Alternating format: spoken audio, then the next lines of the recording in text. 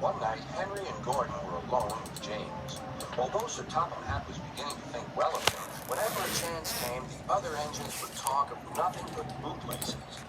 Remember when they had to use a bootlace to get you out of trouble, James? They would tease. James tried to get back by talking about Henry, who got shut up in a tunnel, and Gordon, who got stuck on a hill. They wouldn't listen. "You talk too much, little James," said Gordon. "A fine, strong engine like me has something to talk about. I'm the only engine who can pull the express. When I'm not there, they need two engines. Think of that.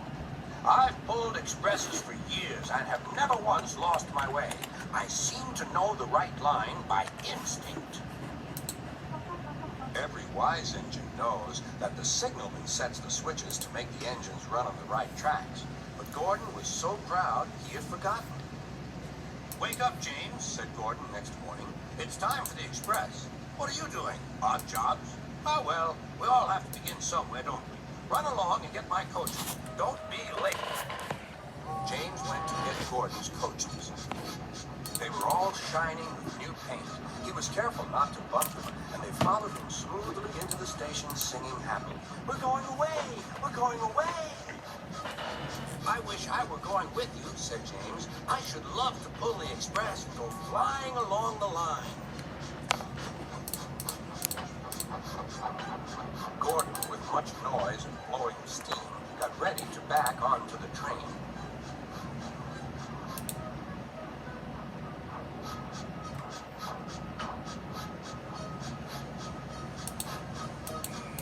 Sir Topham Hatt was on the train with other important people, and as soon as they heard the conductor's whistle, Gordon started. "Look at me now, look at me now," he puffed, and the coaches glided after him. "Goodbye, little James. See you tomorrow." James watched the train disappear and then went back to work. He pushed some freight cars into their proper sidings and went to fetch the coaches for another train. James had just brought the coaches to the platform when he heard a mournful noise. There was Gordon trying to sneak into the station without being noticed. "Hello, Gordon. Is it tomorrow?" Gordon didn't answer. He just let off steam feebly. "Did you lose your way, Gordon?" "No, it was lost for me. I was switched off the main line onto the loop. I had to go all around and back again." "Perhaps it was instinct," said James. All the passengers were shouting at the ticket window, "We want our money back."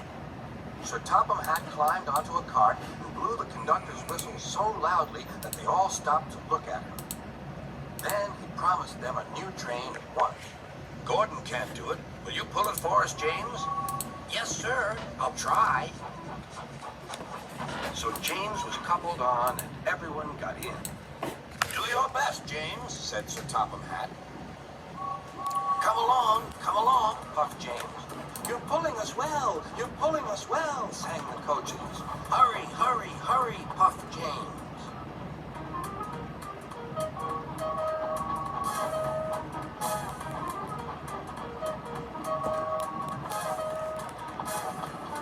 Bridges and stations flashed by. The passengers cheered, and they soon reached the station. Everyone said thank you to James, and Sir Topham Hatt was very impressed. "Well done. Would you like to pull the express sometimes?" "Yes, please," answered James. Next day, when James came by, Gordon was pushing freight cars. "I like some quiet work for a change," he said. "I'm teaching these cars manners. You did well with those coaches, I hear."